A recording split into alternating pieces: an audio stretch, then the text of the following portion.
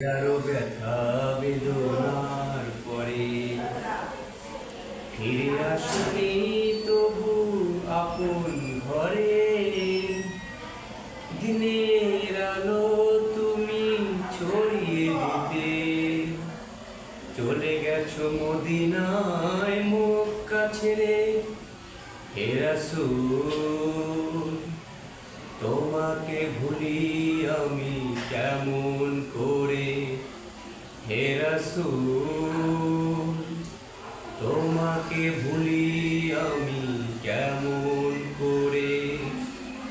খেয়ে না খেয়ে দিন প্রচারের কাজে নিজেকে দিয়েছো বিলিয়ে। তায়েফের কাফেরেরা চিনল না এ আলো, দুষ্টু ছেলেদের পিছু দিন লেলিয়ে।